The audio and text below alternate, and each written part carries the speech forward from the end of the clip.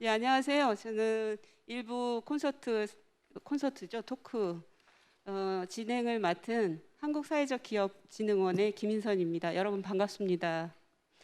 그리고 두 분 소개 안 해도 아시겠지만 그래도 소개를 각자 하시죠. 마이크도 옆에 다 있으니까. 이사장님 다 아시고, 그다음에 이지훈 소장님 모셨습니다.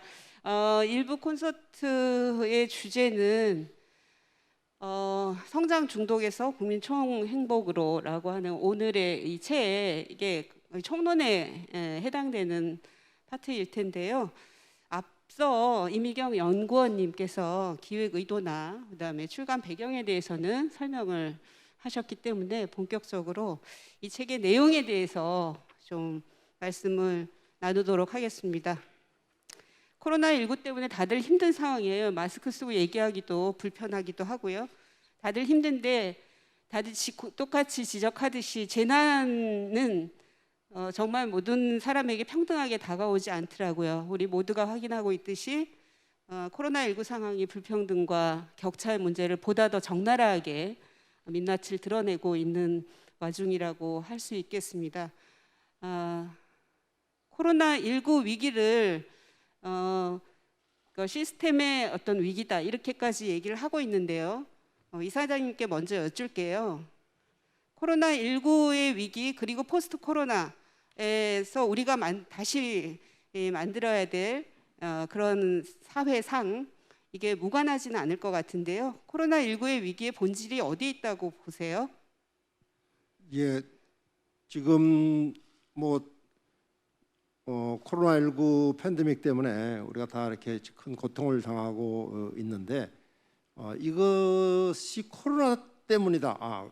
그러니까 코로나 바이러스 때문이다. 이렇게 얘기를 하면 말이 됩니까? 말이 안 되겠죠. 그러니까 현미경으로도 잘 보이지 않는 바이러스가 때문에 우리가 고통당하고 있다. 이건 좀 말이 아닌 것 같고요.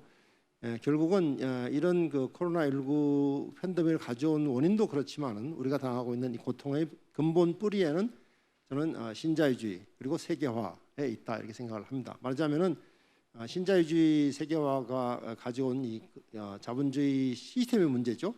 우리 흔히 말하는 복합 위기, 경제 위기, 그리고 자원 및 식량 위기, 그리고 생태 위기, 이 세 개 복합 위기가 기본적인 위기인데. 그게 이제 코로나19라고 하는 보건 위기가 발생했는데 그 보건 위기조차도 말하자면은 생태 파괴로부터 온 것이기 때문에 결국은 자본주의 시스템 위기다 이렇게 생각을 하고요. 그다음에 그 코로나 위기가 지금 말씀드린 그런 자본주의 복합 위기를 더 심화하고 있다 이렇게 이해를 해야 되지 않을까 생각을 합니다. 자, 그러면 코로나 위기 극복이라고 한다면 자국 모든 나라가 세계 각국에서 이 상황을 넘어서서 어떻게 극복해 나가야 될지에 대한 노력들을 분주하게 하고 있잖아요. 혹간에는 이 코로나 위기를 극복하는 과정에서 가장 강력하게 부상할 것으로 국민 정부, 국가, 이렇게 얘기하기도 하고요. 백신 공급 과정에서 지금 우리가 확인하고 있듯이 자국 우선주의 이런 것들이 또한 많은 우려 속에서 지금 드러나고 있어요. 그렇다면 그 코로나 위기의 극복이라고 했을 때 우리가 새로운 사회의 어떤 그 패러다임 전환의 필요에 부응하는 정책의 핵심 방향이라고 할까요? 어디에서 찾아야 할까요? 그럼 나보다 소장님 찾아하실 거 아니? 연구하시는 분이니까. 아니? 제가 이게 그래도 소장님께 전, 따로 예. 질문 드릴 게 있으니까요. 그래요? 이사장님. 아니 소장님이 연구를 많이 하시니까 제가 그러니까 우선 이제 제가 아까 말씀드린 것과 연결된 건데 뭐 세상에 나쁜 일을 꼭 나쁘다고만 얘기하면 발전이 없는 것 같아요. 저는 이제 코로나19가 정말로 위대한 스승이다.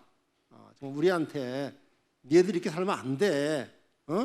아주 강하게 말하자면은 우리한테 경고를 한 스승이다. 이렇게 받아들여야 될 것 같고요. 그런 점에서 그 실제로 그 코로나19에 대한 여러 세계 석학들이 보는 시각을 보면은 결국은 이제 코로나19 이전과 코로나19 이후의 세계가 달라야 될 것이다. 뭐 이제 그런 대표적인 사람이 이제 토마스 프리드만 같은 사람이지만 그런 사람들이 이제 BCAC 하지 않습니까? Before Corona, After Corona 이렇게 얘기를 하고 있습니다만은 어쨌든 유발 하라리도 마찬가지고 결국은 이 코로나19라고 하는 것이 뭐 바이러스니까 우리가 이 바이러스 정도는 시간이 지나면 잡을 수 있을 것이다. 그러나 이 바이러스가 잡혔다고 해서 우리가 과거와 같은 삶으로 돌아갈 수도 없고 돌아가서도 안 된다 이런 얘기들을 다들 하고 있는 것 같습니다. 이제 그래서 과거의 삶이라고 하는 것은 결국은 뭐냐? 결국은 이 신자유주의라고 하는 것은 가장 그 큰 폐해가 뭐냐면 인간이 가지고 있는 이 물질적 욕망, 이 욕망을 무제한으로 자극한다는 거죠, 말하자면 한없이. 그래서 이 결국은 그동안의 성장주의 그리고 그 성장주의에 기초한 소비주의, 물질주의 이런 그동안 이 자본주의 사회를 끌어왔던 이것이 코로나 이후에 좀 바뀌어야 되겠다 이렇게 이제 얘기를 하는 것 같습니다. 그래서 그것을 저희들은 성장주의로부터 오늘 책 제목 들었습니다. GDP 넘어 국민총 행복 이런 얘기를 하고 있는데 성장주의를 극복을 하고 국민총 행복 사회로 나아가자 이렇게 얘기를 하고 있고요. 대표적으로 그 여러 사람들이 많은 얘기를 했습니다만은 2020년 6월인가요? OECD 경제협력개발기구에서 낸 책이 있습니다. Building Back Better. 말하자면은 이 코로나를 벗어나서 더 나은 미래를 설계하자 이런 뜻으로 이제 쓴 책인데 그 책의 핵심은 말하자면 우리가 지향해야 될 미래 사회라고 하는 것, 미래의 재건의 방향이라고 하는 것은 결국은 지속 가능성 그리고 회복력 이런 얘기를 쓰고 있습니다. 그래서 우리가 공통적으로 아마 지금 다른 나라도 마찬가지고 같이 지향을 하는 것은 이제는 성장이 아니라 웰빙, 행복이다 이런 얘기를 하고 있고 그렇게 하기 위해서는 중요한 것이 우리가 뭐 더불어 이런 말씀입니다. 포용, 그러니까 남과 더불어 사는 포용 그리고 그 가장 중요한 것이 불평등을 해소하고 하는 사람 중심 사회다. 그리고 더 나아가서는 이 코로나19의 위기를 가져온 이런 생태 파괴 이것은 이제는 그만하자. 그리고 말하자면 우리가 기후 변화에 대해서 그렇고 새로운 말하자면은 인간과 자연이 공생하는 그런 사회로 나가자. 이런 방향으로 아마 논의가 진행되고 있는 것이 아닌가 싶습니다. 예, 그러니까 이 패러다임 전환이 참으로 어려울 것 같다고 말씀을 하셨잖아요. 3년 포럼 출범 이후 3년 지나고 나서 이렇게 보니까 참 역시 어렵구나라는 걸 느낀다고 하셨는데 패러다임 전환의 핵심이 물질보다는 웰빙에 둬야 하고 그걸 총합하면 행복이라고 요약을 해주셨어요. 그런데 이 오늘 책 제목이 국내 총 생산 GDP 넘어 국민 총 행복이잖아요. 제가 개인적으로 많은 사람들이 행복이라고 했을 때 가질 수 있는 느낌이라고 생각해요. GDP는 바로 이렇게 숫자로 딱 떠올려져요. 성장이라고 하는 것이. 반면에 행복하면 조금 추상적으로 느껴질 수가 있어서 이 보통 측정할 수 없으면 평가할 수도 없다고 얘기를 하잖아요. 그랬을 때 과연 이 행복을 정책화한다고 했을 때 어떤 요소들을 담아내야 할까요? 예, 그건 아마 좀 이따가 우리 소장님 정말로 전문가이시니까 얘기해 주시기로요. 제가 이제 GDP 얘기만 조금 할 필요가 있을 것 같아요. 뭐 제가 GDP랑 무슨 원수진 사람도 아니고 저는 경제학자이기 때문에 GDP하고 아주 친한 사람입니다. 친한 사람인데 다만 제가 GDP 얘기를 하는 이유는 뭐냐면은 GDP라고 하는 거는 기본적으로 정의가 교과서에 나온 정의가 뭐냐면은 한 나라에서 일정 기간 내에 생산된 재화와 서비스의 시장 가치의 합이다 이렇게 나와 있어요. 딱 정의가 이게 굉장히 중요한 말이에요. 왜 중요하냐면은 시장 가치 합이기 때문에 시장에서 거래가 되지 않는 것은 GDP에 포함되지가 않는다. 그리고 시장에서 거래가 되는 것은 가치가 있든 가치가 없든 포함된다.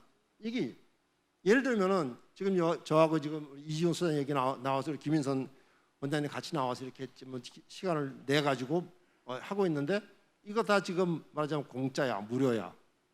우리 돈 안 받는다. 그럼 어떻게 됩니까? GDP 보면 안 돼요. 이거 우리 부총님이 아시면 화날 일이에요. GDP를 올려야 되는데 그러려면 우리 저 포럼에서 우리한테 뭐 돈 100만 원씩 주면은 그만큼 GDP가 포함되잖아요. 근데 이런 건 GDP 포함되지 않습니다. 왜냐하면 우리가 돈을 받지 않기 때문에. 마찬가지예요. 예를 들면 내가 뭐 끝나고 나가다 그런 일이 있으면 안 되겠지만 넘어져서 발목에다 뼈서 병원에 간다. 그러면 GDP가 팍 올라갑니다. 그러니까 이 GDP라는 것 자체가 가지고 있는 허구가 있는데 이것을 우리가 신유단위 모신다는 자체가 웃기는 얘기다 이런 얘기고, 사실 우리 삶에서 시장에서 논의될 수 있는 것은 우리 삶의 10분의 1도 안 된다고 얘기를 합니다. 우리 대부분의 삶은 시장과 관계없이 살고 있는 거예요. 그런데 어떻게 그 시장에서 가치가 있는지 가치가 없는 것인지도 모르면서 측정하는 그 GDP에다 우리의 말자 모든 삶을 맡긴다는 게 웃기는 얘기다. 그 점에 있어서 그렇다면 우리의 삶을 총체적으로 표현할 수 있는 것이 뭐겠느냐? 그걸 한 우리의 행복이라고 얘기할 수가 있다. 그 예를 들면 그것이 이제 그 직접적인 표현을 한 것이 유엔 2010 유엔 총회가 말하자면 홀리스틱 디벨롭먼트, 그러니까 총체적인 발전, 전반적인 발전을 얘기할 수 있는 그 전략이 뭐냐, 행복이다 이런 얘기를 한 거거든요. 그런 점에서 우리가 이 국민총 행복을 얘기하고 있는 것은 단순히 뭐 GDP에 대해서 이렇게 무슨 적대적인 거나 이런 것이 아니라 GDP 자체하고 사실 잽이 안 되는 그 개념이죠. 그럼에도 불구하고 그동안 좀 소홀히 됐는데, 다만 이제 그 우리가 이것을 강조하는 이유는 GDP라는 것을 무슨 개인의 행복이라는 것을 개인의 감정 이런 것이 아니라 이제 이것을 그야말로 정책적으로 또 사회적으로 뭔가 개념화하고 뭔가 그걸 정책화하기 노력해보자 하는 게 이제 우리가 국민총 행복을 얘기하는 이유거든요. 그렇지 않으면 뭐 과거에 저 박근혜 정부 시대 때도 뭡니까?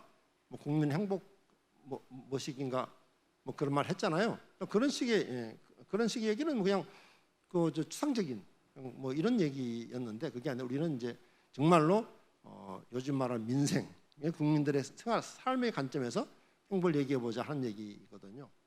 예. 그러면 지금 소장님이 전문가라고 하시니까 지금 총행복, 국민 총행복, 삶의 질, 웰빙이라고 하는 것이 추상적인 선언이 아니라 실질적으로 객관적으로도 드러낼 수 있다, 행복의 정도를, 이렇게 이제 이사장님께서 말씀하신 거예요. 그러면 측정할 수 있다는 얘기일 텐데 그럼 과연 어떤 요소를 어떤 방식으로 측정해낼 수 있는지 이 지표 전문가, 행복 연구 전문가 이지훈 소장님께서 한번 말씀을 해주시기 바랍니다. 먼저 말씀드릴 것은 제가 행복 전문가가 아니고요. 일단 일반 시민의 입장에서 관심을 갖고 그동안 쭉 봐왔다는 그 정도 수준에 불과합니다. 그리고 또 아까 그 답변 드리기 전에 사전에 우리 영상을 보면서 이 김재선 원장이 좀 늦게 오셨는데 김재선 원장이 한 말씀 중에 조금 오류가 좀 있어서 좀 수정을 해야 될 것 같습니다. 제가 그때 그 포럼을 좀 만들었으면 좋겠다는 좀 의견을 좀 강력하게 피력한 것만은 분명하지만 제가 뭐 실무를 다 책임지겠다 뭐 이런 얘기는 전혀 한 적이 없다는 것을 이 자리에서 좀 분명히 말씀드리고 싶고요. 하여튼 그렇습니다. 이거는 전혀 그런 사실이 없었다는 것을 미리 말씀드리고 싶고요. 그 행복 지표와 관련해서 얘기를 해보면 이래요. 특히 식자연 하는 분들이 이런 말씀을 하는 걸 쭉 많이 들어왔는데, 행복이라는 게 추상적이고 개인적인 것인데 이거를 어떻게 측정하느냐, 이게 말이 안 되는 거 아니냐, 이런 말씀을 하시는 걸 많이 들었어요. 근데 이미 2012년부터 유엔 차원에서 세계 행복 보고서에 6개 영역에서 조사를 해서 랭킹을 발표하고도 있고, 비슷한 시기에 OECD 차원에서도 베터 라이프 인덱스라는 더 나은 삶의 지수라는 지금의 행복 지표랑 거의 유사한 형식의 부분을 OECD 35개 국가들 대상으로 이미 조사해서 발표하고 있습니다. 물론 거기에서는 단순히 주관적인 만족도만 묻는 게 아니라 우리 이사장님이 자주 강조하시지만 총행복이라는 개념 속에 들어오는 다양한 지표들, 다양한 여러 영역에 대한 조사를 하거든요. 그에 대한 주관적 지표도 하지만 객관적 영역에 대한 조사도 같이 해서 그 평가를 하는 것이기 때문에 이미 그런 게 세계 각국에서 하고 있다, 이런 거고요. 또 하나는 이게 행복 지표의 또 의미를 좀 말씀 미리 드린다 그러면 개인적인 측면에서도 내가 한번 우리 테스트를 한번 해보면요, 내가 어떤 부분에 행복하지 않은지 그렇게 평가할 수 있는 지표도 되고요. 사회적으로도 정부 정책이라는 측면에서도 한번 조사를 해봤을 때 어느 부분이, 어느 요소가, 어느 지역이 아직 행복하지 않은 것인지 분명히 드러나기 때문에 정책의 안내자 역할까지 할 수 있다, 이렇게 평가를 하는 겁니다. 그래서 단순히 행복도를 조사하고 행복 지표를 만드는 것이 그냥 하는 것이 아니라 제대로 정책을 추진하기 위해서도 반드시 필요한, 필수다, 이렇게 얘기하는 거죠. 그러면 지난 3월 20일이 행복의 세계가 정한 행복의 날이었다고 합니다. 매년 유엔인가요, OECD인가요? 보고서가 나오고 있지요. 뭐 우리나라 순위가 그렇게 높을 것 같지는 않습니다만은 질문을 직접 드릴게요. 이번 올해 나온 유엔 그 행복 보고서에서 우리나라가 어느 정도 순위를 차지하고 있는지, 특별히 아까 말씀하신 행복을 구성하는 여러 이제 정책 지표들이 있을 텐데 그 중에서도 굉장히 진짜 낮게 나타나는 그런 영역이 어떤 건지 혹시 말씀해 주실 수 있을까요? 세계 경제 규모가 거의 10위권에 근접하는 대한민국이 행복도 랭킹을 조사해 보면 작년이 61위였고요. 올해는 한 단계 더 떨어져서 62위로 또 떨어졌습니다. 전체 국가 대상 국가든 전 세계 국가는 145개국에 150위권가 되는데요. 올해는 작년에는 그 코로나 때문에 많이 조사는 못했고요. 그래도 한 145위권 중에서 그렇습니다. 이 중에서 좀 긍정적인 지표를 할 수 있는 건강기대 수명, 우리나라는 굉장히 높은 편이에요. 올해도 세계 7위권이고요. 근데 이 건강기대 수명이 높다고 해서 그렇게 좋은 것만도 아닌 지표만 분명하지만 나중에 여러 가지 고민해야 될 점이 많죠. 1인당 명목 GDP는 거의 한 27위 정도, 굉장히 높은 수준입니다. 그리고 놀랍게도 기부 항목, 관용 항목에서도 거의 한 50위권에 오릅니다. 가장 뛰어오른 지표는 부패 인식 영역이에요. 박근혜 정부 2018년도에 39위였는데 2021년도 92위로 껑충 떨어졌습니다. 이게 떨어지는 게 좋은 겁니다. 이거 부정지표이기 때문에 부패 인식도가 높다고 생각하느냐 하는 질문에 대한 답이 굉장히 많이 떨어진 거죠. 그러니까 이건 부정지표에 대한 떨어지는 게 좋습니다. 랭킹이 높은 게 좋은 게 아니라. 그런데 가장 중요한 것이 매년 이 소셜 서포트 분야, 사회적 지원 분야인데 이 질문은 이렇습니다. 당신이 어려울 때 도움을 청할 이웃과 지인이나 친구들 중에 사람이 있느냐, 이런 질문인데 우리나라의 점수가 원래 799, 0.8 정도 나왔습니다. 이걸 뒤집어 보면 우리나라 국민들의 5명 중 1명이 어려울 때 도움을 청할 이웃이 없다는 답변이에요. 이게 우리나라의 지금 16년째 1위를 달리고 있는 세계 최고의 자살률하고 밀접히 관련되어 있는 지표라고 생각을 합니다. 그리고 이보다 더 심각한 것이 삶의 선택의 자율성의 문제. 당신이 어떤 인생에 대한 중요한 선택을 할 때 스스로 선택하느냐, 이런 질문이에요. 이것도 yes or no인데 이 부분도 사실은 작년에 몇 위였냐면 140등이었어요. 조금 나아져서 원래는 128등, 한 130위까지 올라오긴 하는데 이 두 가지 지표가 개선되지 않는 이상은 우리 국민, 우리 한국의 행복도가 높아지기는 좀 어렵지 않느냐. 이 두 부분에 우리가 관심을 가져야 된다, 이렇게 생각을 합니다.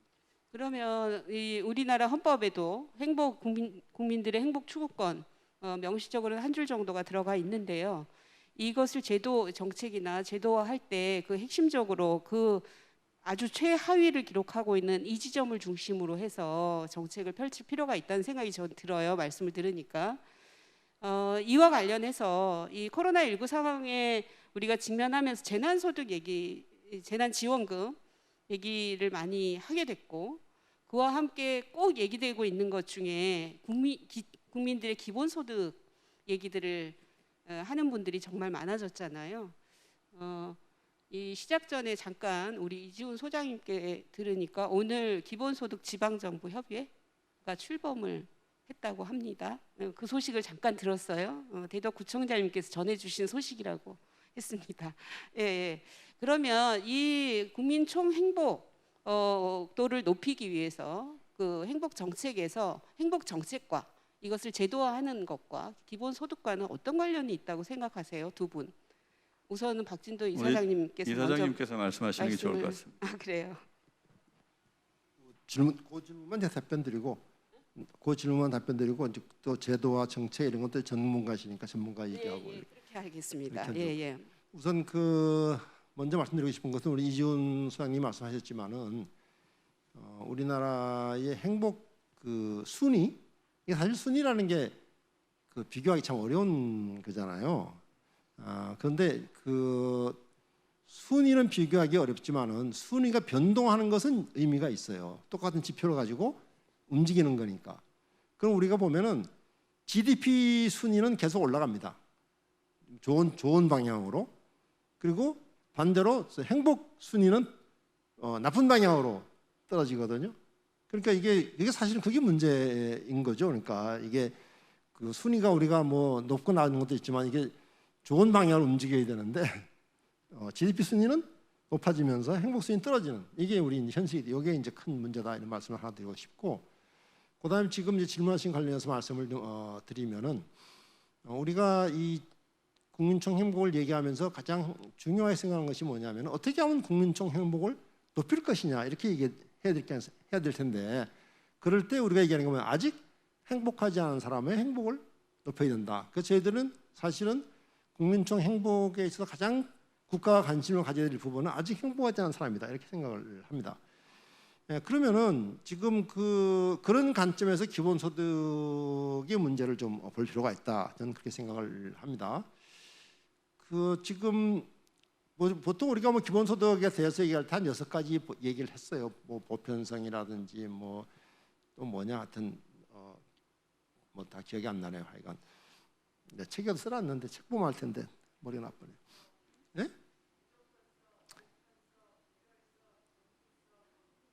예, 맞습니다. 감사합니다, 부총장님. 이게 제가 예, 그것도 맞고요. 근데 거기 빠진 것이 뭐냐면 이제 충분성이 빠져 있거든요. 근데 원래는 사실은 기본소득의 충분성이 중요한 요소인데 그걸 빼버렸어요. 그러면 기본소득이 원래 취지가 뭐냐면은 불평등이 너무 심화되니까 불평등을 해소하자 하는 것이 하나 있고 그 다음에 사람이 노동을 하든 노동을 하지 않든 간에 최소한의 인간적인 삶을 누릴 수 있도록 해주자. 이게 이제 기본소득의 기본 취지인데 저는 생각할 때에 이 불평등을 완화하고 사람들이 노동을 하지 않더라도 기본적인 생활을 하기 위해서는 충분성이 필요하다 생각합니다.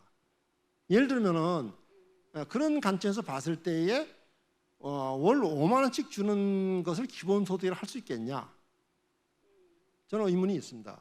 그러니까 적어도 지금 말씀드린 것 그냥 누구에게나 주는 것이 기본소득이다. 그 무슨 큰 의미가 있겠어요? 누구에게 준다는 건 왜 누구에게 왜 주느냐?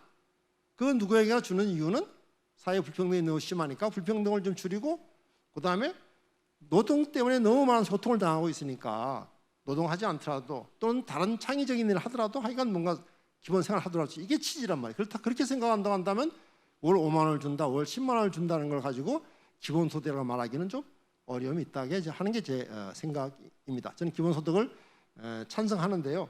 기본소득이라 하려면 적어도 1인당 한 달에 최소한 50만 원씩은 주고 얘기하자 하는 게 제 주장이고요.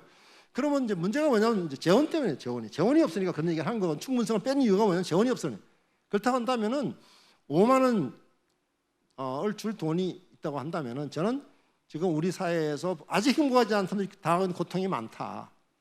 예를 들면은 교육, 애들 학비 때문에 얼마나 고생을 하고 의료비 고생하고, 그런데 최근에 주거 문제라든지 또는 돌봄.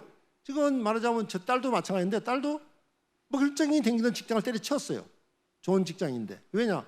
애를 키울 수가 없다는 거예요. 직장 다니면서 누가 애를 돌보느냐 이거예요. 마찬가지죠. 지금 노인들 얼마나 지금 어렵습니까? 그러니까 이런 실제로 우리 사회에 지금 기본적으로 필요한 서비스가 있어. 복지 서비스가. 그게 뭐냐면은 주거, 의료, 교육, 돌봄입니다. 최소한. 이것은 말하자면 국가가 책임져야 되는데 우선 거기다 돈 쓰자. 돈 있으면은. 그리고 기본소득도 생각이 좋겠다 하는 게 제 생각이고요. 그럼에도 불구하고 돈이 필요합니다. 증세를 해야 돼, 세금을. 근데 세금을 하는데 너무 우리나라 사람들이 세금에 대한 거부 반응이 많아. 지금도 아까 우리 김영정 국장님이 말씀하셨습니다마는 아니 돈 있는 사람이 세금 안 내도 누가 세금 내겠다는 거예요. 아파트 값이 예를 들면은 5억 하던 거 10억 됐으면 좀 내야 되는 거 아니에요? 근데 그거를 뭐 못 내겠다고 하는 게 우리 그 이유는 여러 가지 있겠죠. 국가에 대한 믿지 못하는 신뢰가 없는 이것인데 어쨌든 간에 세금을 있는 사람이 내야 됩니다.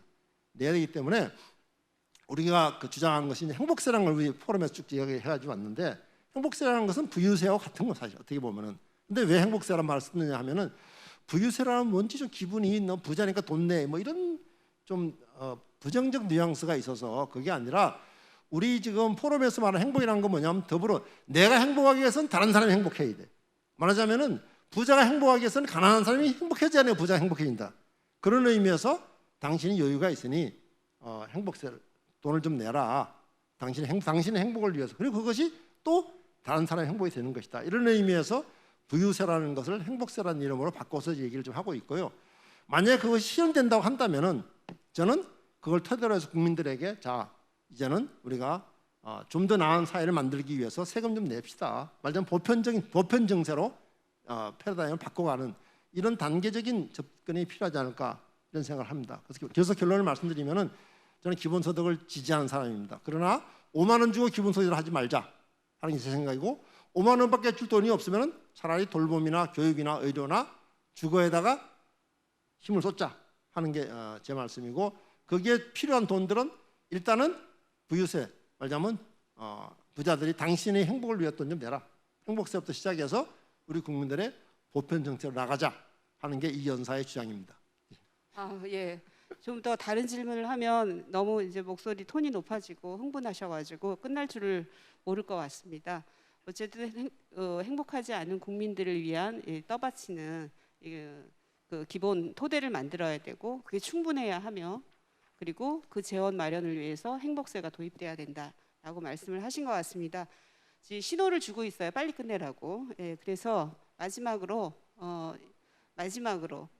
정책과 제도 세부적인 내용은 뒤에 또 2부가 준비되어 있기 때문에요. 자신의 행복을 지키기 위해서 가장 핵심적으로 한 가지 이거는 내가 하겠다라고 하는 거 마지막 소감으로 말씀을 좀 해주시기 바랍니다. 하겠다라기보다는 제가 어제 그 윤여정 씨의 그 아카데미상 수상과 인상 깊게 봤는데 지금 꼭 우리한테 필요한 말씀을 하신 게 아닌가 그렇게 생각을 합니다. 최고와 경쟁이라는 말이 싫고 모두가 최중이 되고 같이 동등하게 살게 됐으면 좋겠다. 참 이렇게 됐으면 좋겠다는 생각이 들고요. 두 번째는 사회적으로 지금 저 개인적으로는 관계를 회복하는 국민운동이 필요한 시점이 아닌가. 공동체를 회복하는. 제가 오늘 얼핏 아랍에미리트자를 찾다 보니까 거기는 행복부 장관만 있는 줄 알았더니 관용부 장관이라는 게 있었다는 걸 처음 알았습니다. 그래서 되게 깜짝 놀라서 정말 우리는 거기서 모토가 관용과 평화, 존중 이런 걸 모토로 하고 있는데 꼭 우리 사회에 필요한 부처가 아닌가 그런 생각이 좀 들었습니다. 또 하나 또 필요한 것이 정책적인 측면에서 뭐 여러 가지 이미 우리 행복정책 기본법이나 행복영향평가, 국민 총행복위원회 이거는 저희들이 그동안 주장해왔던 게 생략하지만 이번에 우리 12개 과제 중엔 들어가 있지 않지만 지금 정말 필요한 것이 현행 대통령제를 빨리 고쳐야 되지 않나 저는 그렇게 생각을 합니다. 이 승자 독식제가 이건 계속되는 한 협치와 연장이 될 것 같지가 않고요. 근본적으로 불가능하게 하는 지금 내각제로 당장 개헌이 불가능하다 그러면 진짜 분권형 대통령제부터라도 시작해서 개헌해야 되지 않겠나. 그래야 국민들이 조금 행복하고 또 서로 화합할 수 있는 모습을 보일 수 있지 않을까 그렇게 생각을 합니다. 이상입니다. 감사합니다. 이사장님 더 하실 말씀 없으세요? 짧게. 예, 책을 우리가 비싼 돈 들이고 만들었어요. 그러니까 이 책이 많이 팔려야 됩니다. 많이 팔려야 되니까요. 이 책이 많이 팔리면 제가 행복해질 것 같아요. 고맙습니다. 예. 혹시 저기 대선을 준비하시는 많은 분들에게 이 행복 정책을 우리가 제안해야 하지 않을까요? 포럼에서? 아, 내년에요? 네, 내년에 대선이 대선에? 있는데 아, 이 예, 책대로만 예, 예. 그거는- 하면 그거는 뽑힐 이제 것 같지 예, 않습니까? 그건 제가 좀 말씀드릴게요. 요거 이 책은 이제 말하자면 연습 게임이고 이제 본격적으로 내년 대선에 나오실 분들을 위해서 행복 정책을 우리 행복 정책 연구소에 이준 소장님께서 준비하고 계십니다. 아, 기대해 준비하고 주시면- 계시는군요. 예, 예, 저는 예. 뭐 그냥 하세요만 하면 돼요. 네. 네, 후보님들을 굉장히 편하게 해주실 것 같습니다. 네, 네, 두 분 말씀 정말 감사하고요. 혹시 저기 우리 그 총 진행하시는 현희 총장님, 청중에게 네. 질문 드릴 시간을 드려도 될까요? 청중에 계신 여러분 중에 혹시 질문이 있으신 분 한 분만 받겠습니다. 아, 네, 없으시군요. 네, 감사합니다. 너무 진행을 잘해주셔서 말씀들을 잘해주셔서 그런 것 같습니다. 두 분 고맙습니다. 네, 책 좀 네. 많이 홍보해 주세요.